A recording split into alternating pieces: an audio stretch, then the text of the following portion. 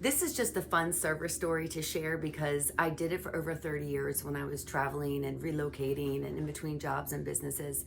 And at this particular restaurant in Savannah, it was like 4 years of enduring abusive hell. And so many people were like, why do you stay there? And my response is twofold, because I had the anointing and God really fought for me, went before me, and showed up miraculously. However, as a trauma survivor, we have a tendency to stick around with abusive treatment and have a higher threshold for doing so because we were conditioned. However, this was pretty cool. It was like the umpteenth time that I was threatened to be fired. So I was actually silenced. And the boss man was like, if you even speak outside of taking an order, you will be fired.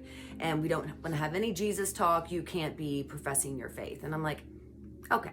So I'm like walking on eggshells and I get this table and they're like, we have a word for you. We want to bless you. And I'm like, no blessings. We can't do that.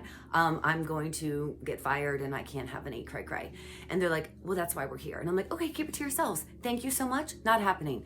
So I bring out their food and then there's 4 kids from the middle school that I had worked at in Savannah schools. And they're like, Miss Angie, we need a blessing. And I'm like, no, this is not happening.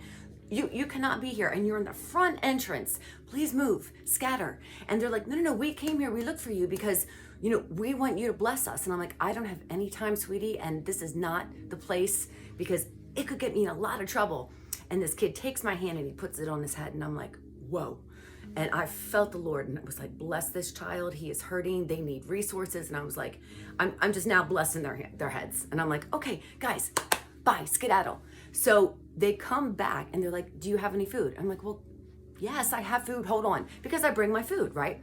So I give them the food. And then within seconds later, I have one of the other boss men come over to me and he's like, so some ministry you have, you were praying for these kids and they gobble up their food and then they just leave their trash on the sidewalk. And I'm like, well, you're the grown up. Why didn't you pick it up? The point is, Angie, like, you're fired. And I'm like, I'm not fired though, because I didn't do anything on the premises. It was in the threshold, the corridor before the restaurant. And I will pick up their trash if that makes you feel any better. Literally the rest of my lunchbox and everything was like stolen. Like it disappeared because, they had to get back in some different way. And I walked out of there and the couple caught me and they're like, listen, they can't fire you here. They can't get rid of you because of the anointing. And we were sent in just to encourage you with that. When I tell you this is what happened on a daily basis, I am not exaggerating because sometimes in the bad, there's always a silver lining because God is good.